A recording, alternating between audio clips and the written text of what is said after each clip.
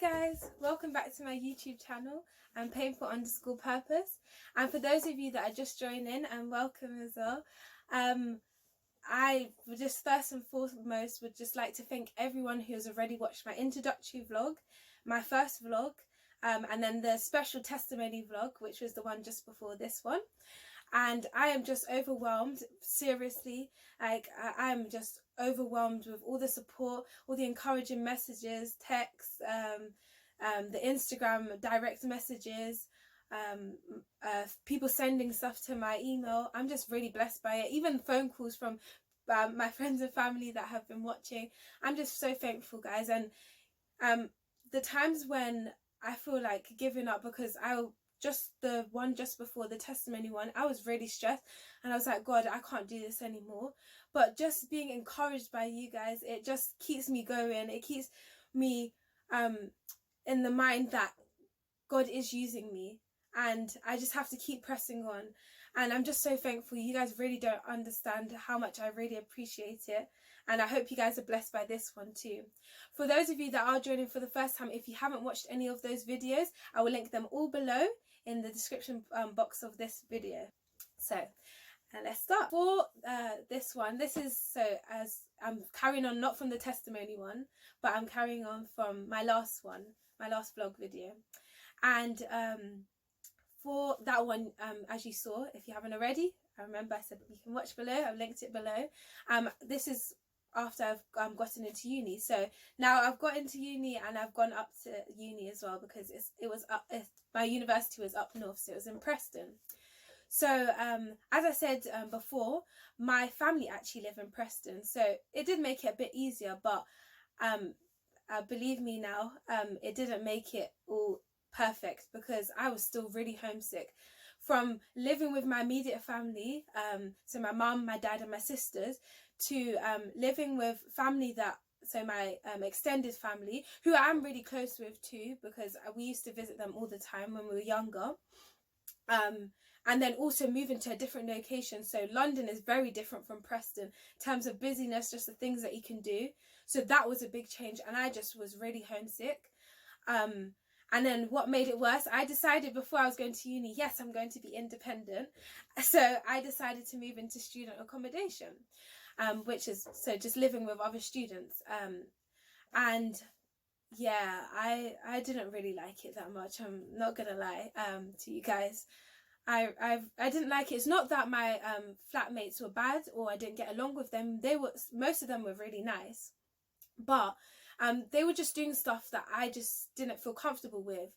And that feeling of being uncomfortable wasn't because I just was like that anyway. It was more so because I feel that what my sister had already planted, my older sister, was starting to work in me. So I felt kind of bad for doing those things, so stuff like drinking and partying all the time. And also I'm very serious about my education, so I was like, nope, I don't have time to do all of that. I'm just going to study. Even though it was first year, because you're told that for first year you only have to get, I think it's 40% to pass the year, so it doesn't really count towards your final degree. So people were just taking first year easy, but I'm not like that. I have to be studying and doing the best. So that was another factor, and that kind of added to the homesickness. And it was really hard.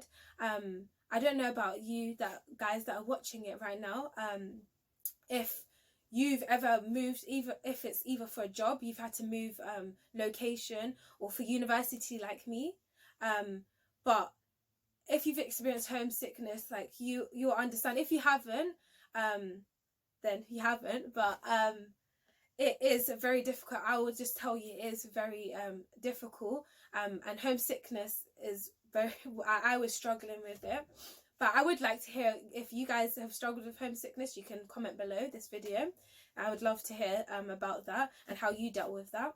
But yeah, but the only blessing which I didn't recognise at the beginning was that my granddad actually lived exactly 7 minutes away from my accommodation, walking distance, so I was happy about that. So when I started to go to stay in my accommodation, on the weekends I would go and stay with my granddad, and then during the week I would just go there for to go and have dinner with him. So I'd just go there and then come back to my accommodation. And what was nice is that my cousin at the same time was going to university. So we kind of lived sort of near each other, so we'd walk back to my accommodation together. So it was nice. But yeah, so, and then eventually, I just couldn't take it in my accommodation because I was actually sharing bathroom as well. I do not recommend it, guys. Do not. But I was sharing bathroom, so it just got to the point I couldn't deal with it anymore. Like the partying and the drinking, it was just becoming too much. The messiness of the bathroom, I just couldn't deal with it. So I actually started living with my granddad. And as I started living with my granddad, because he was a lot older, he wasn't as active. So I started to want to spend more time with my auntie as well, because she was the fun aunt. Like from when I was young, she was a fun aunt. So I wanted to spend time with her. But the only time I realised that I could spend loads of time with her was if I went to church with her, because she started going to the Adventist church in Preston. So I started going, and then she also told me that there were people my age that I could make friends with. So I was like, okay, that sounds nice. So it will help with homesickness too. So as you guys can recognise, I didn't actually start going to church because of feeling, it was sort of being a bit convicted about what my sister had already planted, but more so it was to spend more time with my auntie, and because I wanted to have friends. And God gets us in the weirdest ways, so, and in ways we don't imagine that he could get us. But and I would love to hear if you guys also have a story about that too. But yeah, as I was saying, so I started going to church with my auntie, and I actually really enjoyed it. And I really enjoyed the sermons, and I started to, like, something started to stir in me. I don't even know how to describe the feeling, but something started to stir, and I was like, okay, something feels strange. Like there was stuff, the things that I knew that were going on in my accommodation started to bother me even more. So the drinking. And I was just like, I didn't feel tempted to do any of that stuff at all. And so I knew that something, at the time, I didn't know it was the Holy Spirit working in me. But that started to stir. But I wasn't fully convicted at this time. And I'll tell you why. Because I actually still wasn't keeping Sabbath at this time. So I was going to church on Saturday, but the divine service, so the main service, lasted until 1 p.m. So after 1 p.m, I would leave church and just do whatever I wanted. So that would be anything from going shopping, which is not keeping Sabbath holy, or just doing anything else that wasn't spending time with God like we're supposed to on Sabbath. And I was just doing that, and I was doing that with my auntie. I'm just going to be honest with you guys. And so we were just doing stuff that was not keeping Sabbath. And there were times when we did stay a bit later, but that's because there were lovely people there at church that were encouraging us to stay for afternoon programs, which I did enjoy too. But because I didn't feel completely convicted, I kind of tried to like run away from those programs at first. I'm just being honest. And so it got to the point that the more and more you keep getting, you keep experiencing God or learning about God. I don't know about all of you guys that are watching, but for me, I started to hear more and more about the Sabbath, and after a while you can't just ignore it. So this theme of Sabbath kept going, and I already previously knew about it because, as I said before, my sister was keeping Sabbath and was telling me about it. So I decided I got an assignment for my first year. So I think it was my last assignment, and it's for quantum physics. And guys, Chelsea here is not very good at physics. I did okay in it for GCSE, but I did not pick it for A level because I didn't enjoy physics at all, and I just didn't think I was good at it. So when I heard about this one, I was like, oh, but I rewind back. Before this is time, I said, God, okay, I'm going to start keeping Sabbath holy. I'm not going to do work from Friday sunset to Saturday sunset, so the duration of Sabbath. So yeah, I made this promise, and then I found, so the assignment then that I got was for quantum physics, and I was like, oh no. So, and I think we had a week to complete it, but so everyone else had that time during Sabbath to complete it, but I said no, I'm not going to. And you guys can comment about this too, but I don't know about you, but for me, this was hard because, as I said before, I am so like education focused. So to say that I'm taking out a whole day of doing my assignment was very hard for me. I was really struggling. I was battling. Even if you're not Christian, you may be able to like understand it if I describe it like this. Say like you love chocolate, and then you decide that you're giving up chocolate, and then Easter comes, and there's chocolate everywhere, like you're heavily addicted to chocolate, and everyone's eating it, but you've made this promise to yourself, I'm not going to eat chocolate. And that's how I felt at the time. I was like, okay, I've made this promise, I'm not going to do work on Sabbath, but I was really struggling, and it was starting to stress me out. So even though physically I was keeping Sabbath, I wasn't actually keeping Sabbath mentally, because I kept thinking about it. I'm like, oh my gosh, I can't do work, and I kept thinking about it. But I said, okay, I'm going to be faithful. I'm going to try. Because still at this time I was doubting God. I was like, yeah, I may be doing this, but I don't feel like you're going to make me do very well. Like I may pass, which would be nice, but I really want that first. But I'm going to try this because I had promised it. So I tried it. And guys, when I tell you, oh my gosh, God is absolutely amazing. Because as I said to you before, I just expected just to pass. But I got a first class in the assignment. And remember, I do not like physics. I'm not very good at it. And then quantum physics was just another ball game. But I got a first class, which is the highest that you can get in terms of grades. At university, I got a first class. And God just works abundantly, because he could have just left it at first.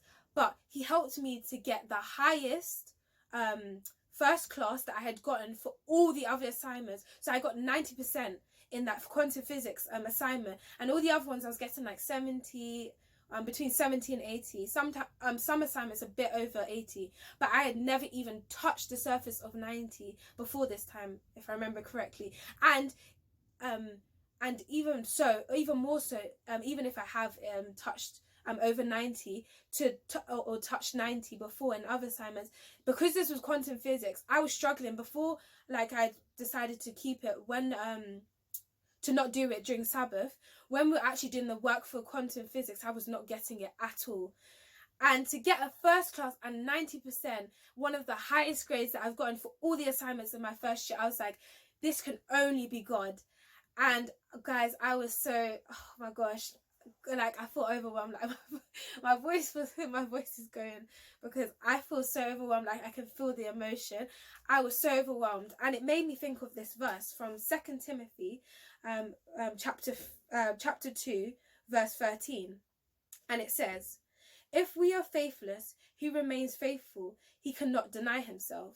And the reason that I use this verse, and what I want to encourage you guys with this verse, is that even if you're not faithful to God, which we should be, but even if we're not, because we may not even have that relationship with God yet, even when we're not faithful to God, God is still faithful. And as I said to you, with my grade, he not only gave me a first, but allowed me to get the highest that I'd gotten for all my other assignments.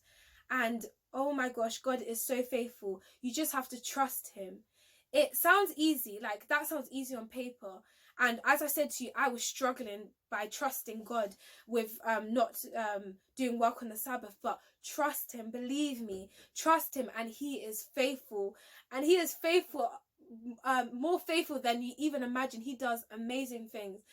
And you guys will truly be blessed when you just trust God. And for those that may not have a relationship with God yet, he is still faithful, even when you do not recognize it, even when you do not recognize him. As I said in my testimony before this one, even when I did not recognize him, he is faithful in it.